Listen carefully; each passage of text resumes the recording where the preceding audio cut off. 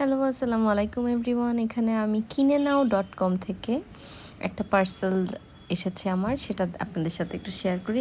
জিনিসটা আমার কাছে খুবই ইন্টারেস্টিং লেগেছে। জিনিসটা হচ্ছে, আমি আনপ্যাক করি তারপর বলছি জিনিসটা কি। জিনিসটা হচ্ছে এখন একটা ভাইরাল সিলিকন সক্স।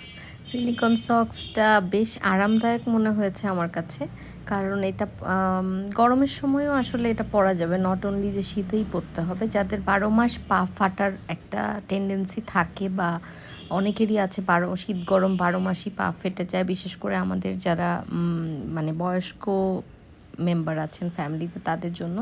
সো এটার ভেতরে সিলিকন দেওয়া, এটা বেশ ঠান্ডা থাকে, গরমের সময় পরলেও এটা খারাপ লাগবে না। তো এখানে আমি লোশন ইউজ করতে পারেন এবং অয়েলও ইউজ করতে পারেন। তো আমার কাছে মনে হয় কোকোনাট অয়েলটা একটু লাইট ওয়েট, প্লাস হচ্ছে মানে স্কিনের জন্য অনেক ভালো এটা।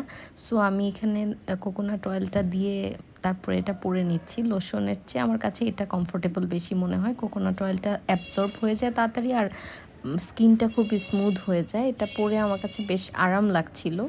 আর পরার সময় ঠান্ডা লাগবে, বাট কিছুক্ষণ পরে এটা আপনার বডি টেম্পারেচারের সাথে অ্যাডজাস্ট হয়ে যাবে। তো আমি এক পায়ে পরে নিলাম, এখন আবার দিচ্ছি। আর আবারও বলছি, কোকোনাট অয়েলটা আমার কাছে প্রিফারেবল, কারণ এটা স্কিনের জন্য অবশ্যই ভালো। লোশন দিলে একটু পিচ্ছিল হয়ে থাকে, আর এটা একদম স্কিনের ভিতর অ্যাবজর্ব হয়ে যায়। আর অলিভ অয়েলটা আমি ইউজ করিনি, বিকজ হচ্ছে ওটা একটু হেভি, প্লাস হচ্ছে একটু তেলকাশটা গন্ধ হয়ে যেতে পারে, কারণ অলিভের একটা আলাদা স্মেল থাকে। আর কোকোনাট অয়েলটা দিলে এমন কিছু হয় না, আপনি চাইলে এটা ওয়াশ করে ফেলতে পারবেন পরার পরে, যদি মনে করেন 2-3 দিন পরে। এটাতে কোনো গন্ধ হবে না বা কিছু।